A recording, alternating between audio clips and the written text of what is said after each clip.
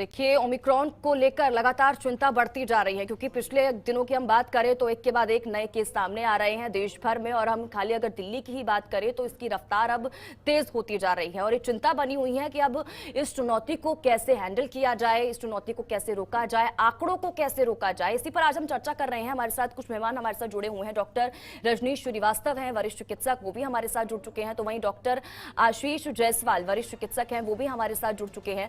और इसी के साथ ही हमारे संवाददाता दिल्ली से हमारे साथ लाइव जुड़ चुके हैं नसीम अहमद। सबसे पहले मैं आप दोनों का ही बहुत बहुत स्वागत करती हूं सर जनतंत्र टीवी पर। डॉक्टर रजनीश श्रीवास्तव जी, मैं शुरुआत आपसे करूंगी। देखिए, तीसरी लहर जिसकी हम लगातार बात कर रहे हैं और ये भी क्योंकि 2020 और से हम लगातार देखते आ रहे हैं, इस बीच अपने दूसरी लहर को भी देखा और अब चुनौती तीसरी लहर की है। जिस तरह से लगातार आंकड़े बढ़ रहे हैं, रोजाना नए मामले सामने आ रहे हैं, कैसे इस चुनौती से निपटा जाए? क्योंकि केसेस, देखिए, चुनौती इसलिए भी क्योंकि इससे पहले दूसरी लहर में भी हमने देखा, क्योंकि हमने जो कदम उठाए, सरकार की तरफ से जो कदम उठाए गए, वो शायद कहीं हम उस पर डिले हुए, थोड़े पीछे आए। लेकिन अब ये चुनौती इसलिए भी अब कहा जा रहा है क्योंकि अगर अभी जल्द से जल्द कदम नहीं उठाए गए तो जनवरी से फरवरी तक ये कहा जा रहा है कि तीसरी लहर हमारे सामने होगी। सीजन हमारे सामने है, तो अगर अब हम अभी ये नहीं चेते तो डेफिनेटली आगे आने वाले दिनों में मुश्किल हो सकती है। तो ओमिक्रॉन के बारे में जैसा हम जानते हैं कि ये काफ़ी इन्फेक्शियस वेरिएंट है, इसमें बहुत सारे म्यूटेशन हैं, ऑलमोस्ट 50 म्यूटेशंस हैं, जिसकी वजह से इसकी ट्रांसमिसिबिलिटी बहुत ज़्यादा है। तो डेल्टा वेरिएंट जिसने इतना कहर बपाया, उससे भी लगभग 3 गुना ज़्यादा ट्रांसमिसिबल है। और इवन जिन लोगों को इन्फेक्शन हो चुके हैं या जिनको वैक्सीन लग चुके हैं, उनको भी री इन्फेक्शन हो रहे हैं। तो ट्रांसमिसिबिलिटी इसकी काफी ज्यादा है। बट एक चीज जो थोड़ा सा फेवर में है वो है कि अभी तक इसके बहुत सीवियर केसेस देखने को नहीं मिले हैं। ज्यादातर इन्फेक्शंस माइल्ड ही हो रहे हैं, पर हम उसको अभी फॉर ग्रांटेड लेके नहीं चल सकते कि हाँ इसमें माइल्ड इन्फेक्शन है। हमें अपना गार्ड अपना लोअर नहीं करना है। तो जो बेसिक दो हमारे पास हथियार हैं, जैसा अभी डॉक्टर रणदीप गुलेरिया जी एम्स के डायरेक्टर ने भी कहा कि हमारे पास 2 ही हथियार हैं इससे लड़ने के लिए।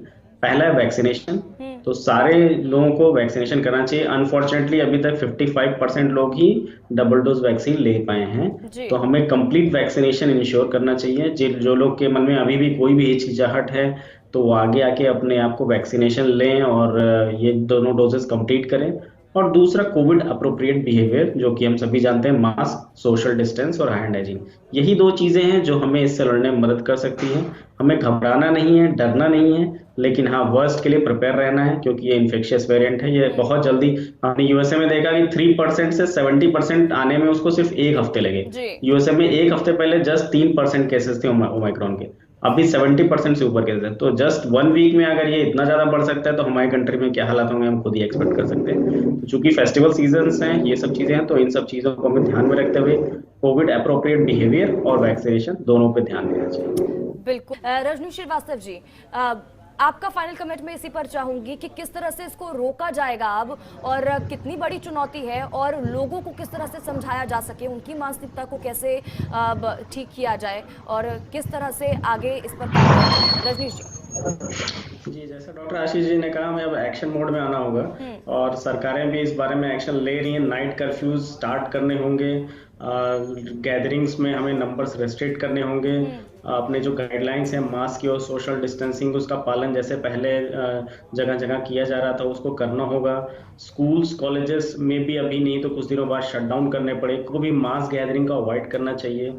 और जनता को ये समझना होगा कि इवन इफ ये माइल्डर वेरिएंट है फिर भी मॉर्टेलिटी तो हो। ये यूएस, यूके और इजराइल 3 कंट्रीज ऐसे हैं जहां पर डॉक्यूमेंटेड मॉर्टेलिटी है ओमिक्रॉन वेरिएंट से।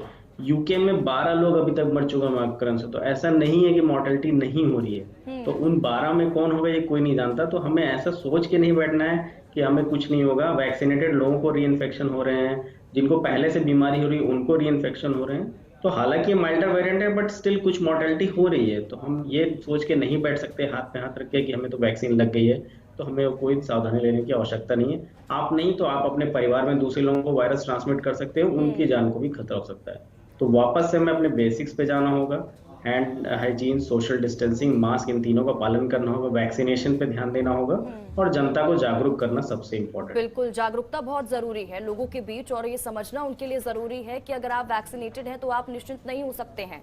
तो ये सोशल डिस्टेंसिंग ज़रूर मेंटेन करें, क्योंकि देखिए तीसरी लहर की जब हम बात कर रहे हैं तो ये भी कहा जा रहा है कि अपनी सुरक्षा तो अपने हाथ में है ही, लेकिन तीसरी वेव को रोक पाना भी हमारे ही हाथ में है। इसलिए ज़रूरी है कि सोशल डिस्टेंसिंग ज़रूर आप मेंटेन करें। इसी के साथ ही हमारी इस खास चर्चा में फिलहाल इतना ही।